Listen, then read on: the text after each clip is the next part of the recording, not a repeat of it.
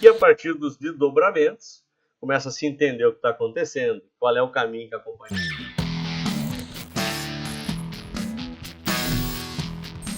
Olá, amigos e amigas da Focaliza, sejam muito bem-vindos ao nosso bate-papo na sexta, esse espaço que debatemos os principais fatos da semana, o impacto deles nos principais ativos, né?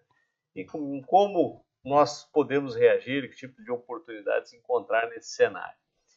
E essa foi uma semana que poderia ser marcada por nos alinhar com o que está acontecendo no resto do mundo. Quem assistiu o comentário da semana passada vai lembrar que existia uma preparação, né? É como se o avião estivesse pronto para dar uma decolada. Nós tínhamos já ameaçado o rompimento da zona de resistência, fez o pullback, o dólar acalmou, a taxa de juros acalmou, ou seja, o mercado parecia, né, oferecer algo um pouco mais positivo para a semana em questão. Mas, como todo bom governo que não consegue ter sossego na sua vida, e mesmo que a calçada esteja absolutamente limpa, sem risco nenhum, eu vejo uma casca de banana no outro lado da rua, atravesso para escorregar naquela casca de banana.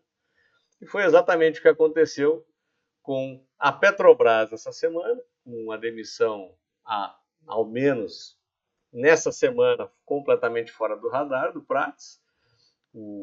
Parecia que a situação da Petrobras estava pacificada em todos os sentidos, desde a questão do conselho, a questão dos dividendos, a questão dos rumos que a empresa iria tomar, mas não. Né? Parece que aqueles cupins continuam tentando perfurar a madeira de um jeito ou de outro, e água mole em pedra dura. A ala, que ainda tem uma visão retrógrada em relação à empresa, aparentemente conseguiu convencer Lula, e não só demitiu Prats, que em tese até não vinha fazendo um mau trabalho, mas o nome ventilado está muito mais alinhado com aquela visão de Petrobras que foi um desastre no governo Dilma, né? Desde os projetos, Petrolão, por aí vai. Então, a sensação que se tem é que cada vez mais vai se ao encontro de remontar aquele sistema que a gente sabe, já viu e não deu certo. Não deu outro, né? Vou colocar o gráfico aqui para vocês. Vou mostrar o gráfico da Petro primeiro, que ele é ilustrativo, e depois eu coloco o gráfico do Ibovespa. Então, olha só o que aconteceu com a empresa. Esse primeiro candle, como vocês conseguem visualizar aqui, que já é um candle em gap de queda, é um candle negativo, ele se deu em função do resultado da Petrobras. O resultado da Petrobras foi ruim? Longe disso, foi ainda um belo resultado. O que pegou aqui? A Petrobras ofereceu, sob o ponto de vista de tendência, um resultado muito pior. O resultado do terceiro TRI de 2023 foi excepcional, talvez um dos maiores da história. O resultado, logo a seguir, foi bom também. Pior do que o do terceiro TRI, mas foi bom. Em compensação, o primeiro trimestre desse ano ofereceu um resultado muito abaixo do que vinha sendo os resultados trimestrais até então apresentados. Mesmo assim, o resultado foi bom. Só que o que o mercado olha? Olha a tendência. Como estava tendo um alinhamento em relação à questão do preço do barril do petróleo, da taxa cambial e esse ajuste de preços, não havendo muita defasagem, era corrigido de forma um pouco mais rápida, não era o que estava acontecendo na atual gestão, e esse descompasso acabou impactando diretamente na última linha, que foi no resultado líquido. Então o investidor olha e diz, olha, a tendência não está tão legal. Ruim? Não. Já tem dividendo novamente acordado, tudo mais. A empresa continua operando com múltiplos muito confortáveis. O nível de endividamento continua absolutamente sob controle.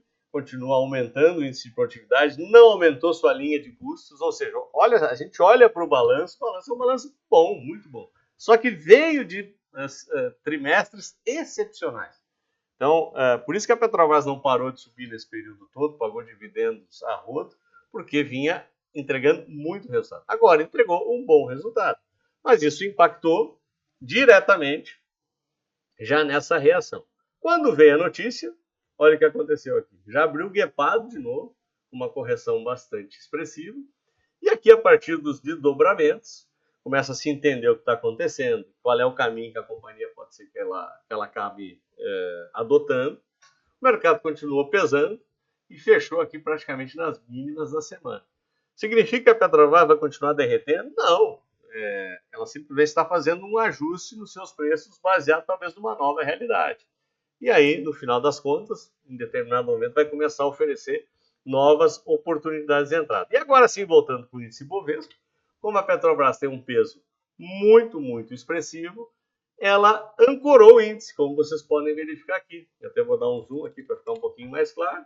Verifica-se que, teoricamente, se não houvesse essa pressão na Petrobras, muito provavelmente os preços estariam próximos aqui do topo anterior e a figura seria de um pivô de alta, seguindo o que aconteceu com o resto dos mercados. Eu vou já colocar aqui o comportamento dos índices internacionais para vocês entenderem. Como as notícias de fora foram mais positivas, olha o que aconteceu com o S&P. Rompeu o topo de novo, ou seja, para quem achava que não, mas conseguimos no dia de ontem romper mais um topo. Houve uma pequena correção, hoje já fecha em alta novamente, já prepara aqui, quem sabe, um mastro de bandeira de continuidade de alta. Nasdaq não está diferente, comportamento ainda mais forte. A Europa seguiu a mesma toada, como vocês conseguem verificar aqui no Eurostock, já tinha rompido o topo, inclusive, antes do que o mercado americano. E para colaborar com essa tese, olha só onde está o VIX, o índice do medo, o índice de volatilidade, está num dos patamares mais baixos dos últimos meses. Ou seja, não parece que teremos aqui um comportamento de preços corretivos. Tudo está indicando que talvez tenhamos a continuidade do movimento ascendente. Então, os ventos estão favoráveis nesse momento vindo do exterior. E, teoricamente, nós retomaríamos o caminho das altas que estamos atrasados quando comparamos com os índices internacionais. Mas, como eu já falei, a gente fez questão de achar uma banana para escorregar e a Petrobras ancorou os preços e a gente não conseguiu arrancar mais uma semana aqui no nosso índice. Se melhorar as coisas para a semana que vem, talvez tenhamos novidade. E para fechar aqui nossos comentários, vou só mostrar o que aconteceu com o dólar futuro. O dólar ficou sem rumo nesse momento, perdeu-se um pouco daquele exagero, né? Aquele prêmio de risco que se cobrava lá no 5,31, e depois do teste aqui na região de 5,05, ele ficou basicamente preso aqui nesse intervalo, entre 5,10 e 5,20. Então, me parece que nesse momento, olha, as médias completamente se cruzando, sem uma direção clara. Se fosse para apostar numa direção, talvez mais próxima aqui do 5,07, 5,06, mas eu acho que é região de suporte e para quem precisa comprar dólar pode ser uma região bastante interessante. E o que voltou a preocupar, especialmente quando a gente olha para as contas públicas, né? Vou botar o DI 26 aqui o DI 26, mais uma semana de retomada do movimento ascendente. Aqui acho que dá para acrescentar um pouquinho da questão do Rio Grande do Sul, né, que o Estado, pela representatividade que o Rio Grande do Sul tem no PIB nacional, nós vamos ter uma quebra de PIB esse ano absurda, tem um custo de reconstrução bilionário e querendo ou não, alguém tem que pagar essa conta e essa conta em determinado momento vai sair dos cofres públicos e vai ter mais impacto negativo ainda. Já não era bom, nós já falávamos já jogamos a questão do déficit zero mais para frente, e isso joga mais para frente ainda, ou seja, uma tragédia climática, bilionária, né, ceifando vidas, ceifando patrimônio de muitas famílias, mas também destruindo toda a cadeia de infraestrutura do Estado que vai precisar ser reconstruída de alguma forma.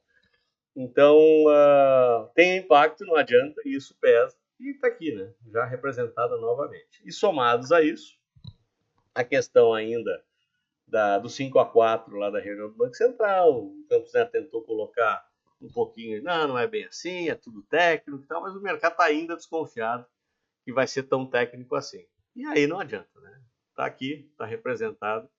possivelmente já se fala até e não sabe se vai ter continuidade de redução nas próximas reuniões. Eu acho que ainda é um exagero, a gente tem que esperar um pouquinho mais, o índice de inflação ainda está controlado, ainda está ancorado, talvez a gente possa continuar aí com um ciclo de 0,25 para chegar no mínimo nos 10, quem sabe 9,75. Lá nos 9, particularmente, eu já não acredito mais.